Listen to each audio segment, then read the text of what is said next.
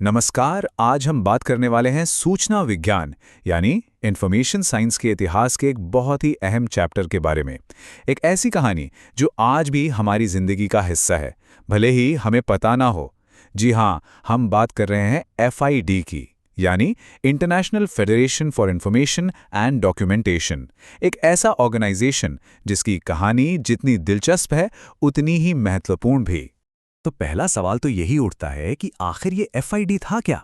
और उससे भी बड़ा सवाल ये है कि 100 साल से भी ज्यादा पुरानी इस कहानी को आज हम क्यों पढ़ रहे हैं, खासकर जब प्रतियोगी परीक्षाओं की तैयारी कर रहे हों। तो ये टॉपिक इतना जरूरी क्यों हो जाता है?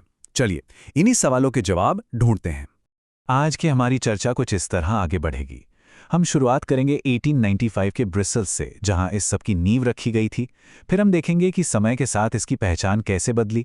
इसके बाद हम इसके सबसे बड़े योगदानों पर गौर करेंगे और आखिर में हम इसके अंतिम अध्याय को समझेंगे कि ये संगठन 2002 में खत्म क्यों हो गया।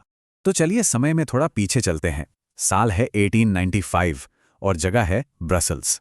जरा सोचिए, ये वो दौर था जब डेटा या सर्च इंजन जैसे शब्द किसी ने सुने भी नहीं थे, लेकिन ठीक यहीं पर एक ऐसा क्रांतिकारी आइडिया जन्म ले रहा था जो जानकारी की दुनिया को हमेशा हमेशा के लिए बदलने वाला था। अच्छा, यहाँ पर 3 बातें हैं जो गांठ बांध लेनी है, क्योंकि ये परीक्षाओं में सीधे सीधे पूछी जाती हैं।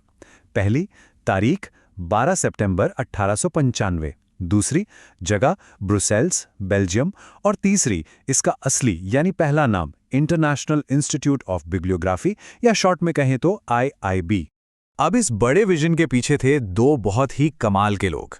एक थे पॉल ओटलेट, जिन्हें हम आज सूचना विज्ञान का जनक या फादर ऑफ इंफॉर्मेशन साइंस भी कहते हैं, और दूसरे थे हेनरी ला फोंटेन, जिन्हें नोबेल शांति पुरस्कार से भी सम्मानित किया गया था। मतलब एक विजनरी और एक नोबेल पुरस्कार विजेता। इन दोनों ने मिलकर ज्ञान को व्यवस्थित करने का सपना देखा था।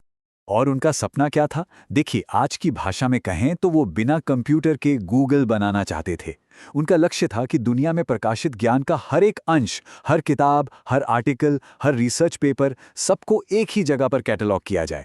और इसी बड़े सपने को नाम दिया गया यूनिवर्सल बिब्लियोग्राफिकल रेपर्टरी।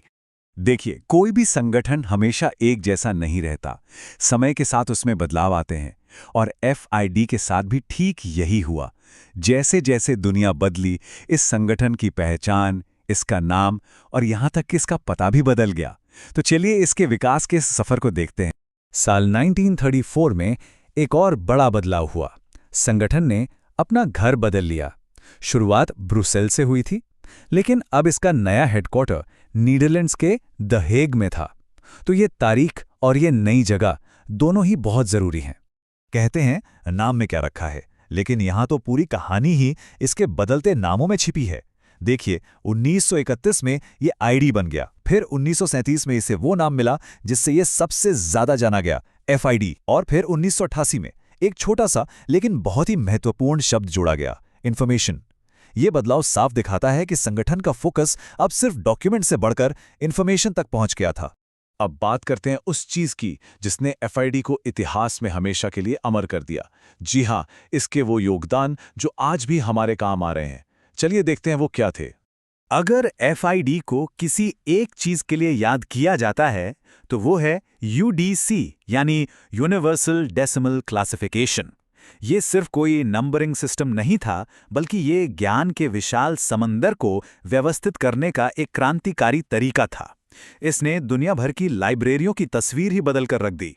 तो ये बना कैसे? देखिए, ओटलेट और ला फोंटेन में पहले से मौजूद एक शानदार सिस्टम मेलविल डेवी के डीडीसी को आधार बनाया। उन्होंने डेवी से इजाजत ली और फिर उसमें कई सुधार और विस्तार किए। और फिर आया वो ऐतिहासिक साल 1905 जब यूडीसी का पहला एडिशन दुनिया के सामने आया। इस साल को तो अच्छे से याद कर लीजिए, ये बहुत जरूरी है।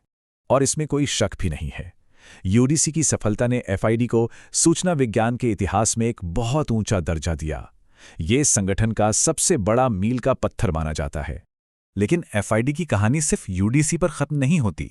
साल 1978 में उन्होंने यूनेस्को के साथ मिलकर एक और सिस्टम बनाया, बीएसओ, यानी ब्रॉड सिस्टम ऑफ ऑर्डरिंग। इसका काम एक तरह के ट्रांसलेटर जैसा था, एक ऐसा सिस्टम जो अलग अलग लाइब्रेरी सिस्टम्स को आपस में जोड़ने में मदद कर सके। और इस जरूरी प्रोजेक्ट के पीछे 3 नाम सबसे अहम हैं: एरिक जे कोट्स, जी लॉयड और डी सिमांडी। इन तीनों के नाम याद रखिएगा, क्योंकि जब भी बीएसओ से जुड़ा सवाल आता है तो इनके योगदान के बारे में भी पूछा जा सकता है। एक सदी तक सूचना की दुनिया पर अपना प्रभाव छोड़ने के बाद हर कहानी की तरह इस कहानी का भी एक अंत आया। साल 2002 में लगभग 107 सालों के एक शानदार सफर के बाद एफआईडी को आधिकारिक तौर पर भंग कर दिया गया, यानी बंद कर दिया गया। यह एक युग का अंत जरूर था, लेकिन इसकी विरासत आज भी जिंदा है। तो चलिए एक बार फटाफट वो सारे जरूरी पॉइंट्स दोहरा लेते हैं जो हमें बिल्कुल नहीं भूलने हैं। स्थापना हुई 1895 में ऑटलेट और ला फॉन्टेन के द्वारा, और तब इसका नाम था आईआईबी। सबसे बड़ी देन थी यूडीसी, जो 1905 में आई। फिर 1978 में बीएसओ भी आया, और आखिर में 7 साल का ये सफर 2002 में समाप्त हो गया। और अंत में एक सवाल ये उठता है कि एफआईडी संगठन तो आज नहीं है, लेकिन इसका काम, खास तौर पर यूडीसी, आज भी दुनिया भर की लाइब्रेरियों और डेटाबेस में जिंदा है। ये इस बात का सबसे बड़ा सबूत है कि कैसे 100 साल पहले देखे गए सपने आज भी हमारे भविष्य को रास्ता दिखा रहे हैं।